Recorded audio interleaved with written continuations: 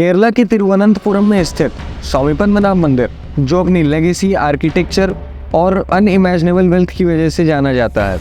यह मंदिर दुनिया के 108 दिव्य देशम में से एक है और वैष्णव संप्रदाय के लोगों के लिए विष्णु भगवान की पूजा करने का एक प्रमुख स्थान भी है। और इस मंदिर की एक विशेषता यह भी है कि यहाँ पर सिर्फ सनातन धर्म के लोगों को जाने की अनुमति दी जाती है, वो भी एक विशेष वेशभूषा में। इस मंदिर को किसने बनवाया, कब बनवाया, इसकी कोई ठोस जानकारी नहीं है। इतिहासकारों के अनुसार 9th सेंचुरी AD में एक वैष्णव संत नमलवर के भजन में स्वामी पद्मनाभ मंदिर में रखी भगवान विष्णु की मूर्ति का वर्णन मिलता है। लोगों के अनुसार इस मंदिर की स्थापना स्वामी विल्वा मंगलम स्वामियार से जुड़ी हुई है, क्योंकि यह एक सिद्ध संत थे जिन्हें मालाबार के अधिकतर मंदिरों के अभिषेक का श्रेय दिया जाता है। ऋषि स्वामियार शालिग्राम के उपासक थे। साथ ही भगवान विष्णु के विराट रूप के दर्शन के लिए तपस्या किया करते थे, पर एक बालक आकर के रोज इनकी तपस्या को भंग कर देता था और इनके ध्यान को तोड़ देता था। एक बार ये तपस्या कर रहे थे और वह बालक फिर से आता है और ये क्रोध में उस बालक का हाथ पकड़ लेते हैं, पर जब तक ये अपनी आंखें खोलते उससे पहले ही वह बालक इन्हें बताता है कि वह स्वयं महाविष्णु है और यदि वो उनका दर्शन करना चाहते हैं तो अनंत काड़ू जंगल की तरफ जाए।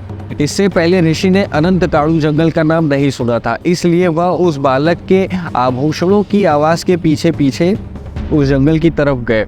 और जब वह उस जंगल में काफ़ी देर बाद पहुँचते हैं तो वहाँ पर महुआ का पेड़ मिलता है और उस महुआ का पेड़ को देखने के बाद वो काफ़ी ज़्यादा आश्चर्यचकित हो जाते हैं, क्योंकि वह महुआ का पेड़ गिर जाता है और वहाँ से भगवान विष्णु शेष नाग, जो कि नागों के राजा कहे जाते हैं, उनके ऊपर लेटे हुए प्रकट होते हैं।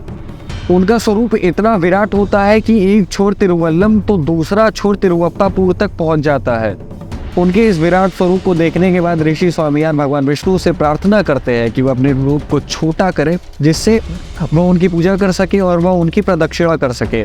इसके बाद जब इस दर्शन की सूचना उस समय के त्रवणकोण महाराजा के पास पहुंचती है तो महाराजा वहां पर एक विशाल मंदिर का निर्माण कराते हैं और यह भी माना जाता है कि उस मंदिर के गर्भगृह में स्थित भगवान विष्णु के विग्रह के अंदरूनी भाग में उसी महुआ के पेड़ की लकड़ी का उपयोग किया गया था।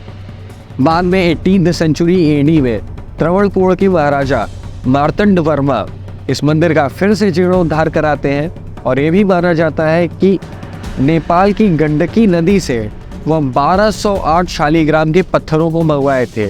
इस मंदिर में द्राविड़ और केरला स्टाइल आर्किटेक्चर का टच देखने को मिल जाता है और साथ ही साथ इस मंदिर के ऊपर बना हुआ विशाल गोपुरम इसे और भी ज़्यादा भव्य बनाता है। मंदिर में स्थित भगवान विष्णु का विग्रह बाकी जगह के मंदिरों से अलग है। इसके पीछे का कारण यह है कि भगवान विष्णु नागों के राजा शेष नाग पर योग निद्रा में लेटे हुए दिखाई पड़ते हैं और उनका दाहिना हाथ एक शिवलिंग को छूता है और साथ ही साथ उनकी नाभि से एक कमल निकला हुआ दिखाई पड़ता है जिस पर भगवान ब्रह्मा विराजमान रहते हैं। इसीलिए इस मंदिर का नाम पद्मनाभ स्वामी मंदिर पड़ा। आर्कियोलॉजिस्ट्स के अनुसार मंदिर का मुख्य भाग लकड़ियों से बना हुआ है और उसमें शालिग्राम के पत्थर जड़े हुए हैं और इसी के साथ मंदिर में बने हुए 3 दरवाजे मंदिर को और ज़्यादा आकर्षक बनाते हैं। पहले दरवाजे से भगवान विष्णु का मुख, शेषनाग और शिवलिंग दिखाई पड़ती है, वहीं दूसरे दरवाजे से कमल पर विराजमान भगवान ब्रह्मा दिखाई पड़ते हैं और तीसरे दरवाजे से भगवान विष्णु के चरण दिखाई पड़ते हैं। पद्मनाभ स्वामी मंदिर में अब तक 6 तहखानों का पता चला है, जिसमें से सुप्रीम कोर्ट की निगरानी में सिर्फ 5 तहखाने खोले गए हैं और उन 5 तहखानों में निकला हुआ सोना और वहां की संपत्ति की वैल्यू करीब 1 लाख करोड़ से भी ज़्यादा अधिक है। और उस संपत्ति में पाई हुई चीज़ों में से कई किलो के सोने के हार, सोने से बनी हुई हाथियों की मूर्तियाँ और ऐसे ही उस समय की सेना के शस्त्र और रोमन एरा और नेपोलियन एम्पायर के सिक्के और ऐसे ही तमाम चीज़ें पाई गई जिसकी वैल्यू आज के समय के सोने से कहीं ज़्यादा अधिक है। 2011 से पहले मंदिर के तहखानों को 2 बार खोला गया, जिसमें 1908 में अंग्रेज़ों ने एक तहखाने को खोला जिसमें बहुत सारा सोना और एक पीसने वाली चक्की मिली, पर उस तहखाने को बहुत ही जल्द बंद कर दिए क्योंकि सिर्फ चक्की और सोना ही नहीं था, उसमें सैकड़ों की संख्या में सांप भी मिले थे। इसके बाद दूसरी बार सन 1936 में त्रवणकोण के महाराजा ने दूसरे तहखाने को खोला था लोगों के अनुसार ऐसा माना जाता है कि छठे तहखाने में आज भी सबसे ज़्यादा सोना, संपत्ति और ऐसी कई रहस्यमयी चीज़ें बंद है, क्योंकि इस तहखाने के दरवाजे को नागबंधन और नागपाशम मंत्र से बंद किया गया है।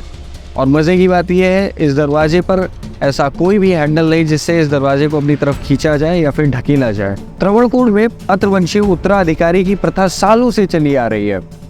इस प्रथा में ऐसा होता है कि महारानी राजा की पत्नी नहीं बनती, राजा की बहन बनती है, और जो राजा का उत्तराधिकारी होता है वह उसका बेटा नहीं होता, वह उसका भांजा होता है। तो चलिए बात करते हैं इस मंदिर की लेगेसी के बारे में। पद्मनाभ स्वामी मंदिर का इतिहास केरला और तिरुवनंतपुरम से जुड़ा हुआ है, क्योंकि इसी मंदिर की वजह से त्रिवेंद्रम का नाम बदल के तिरुवनंतपुरम रखा गया था।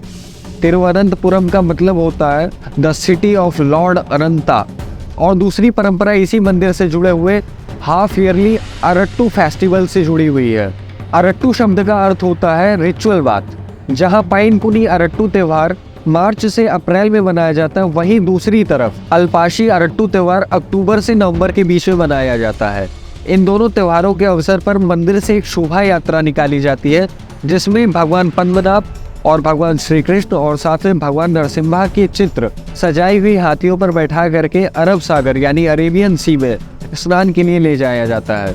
और यह यात्रा इतनी ज़्यादा महत्वपूर्ण होती है कि इस दिन कुछ घंटों के लिए तिरुवनंतपुरम इंटरनेशनल एयरपोर्ट की फ्लाइट्स को भी स्थगित कर दिया जाता है। और आर्म पुलिस फोर्सेस के साथ त्रवणकोट के भूतपूर्व महाराजा एयरपोर्ट के मेन रनवे से होते हुए शंखमुखम बीच तक यात्रा निकालते हैं, और फिर रिचुअल के बाद तीनों भगवान को मशाल की रोशनी में वापस से मंदिर में ले जाया जाता है।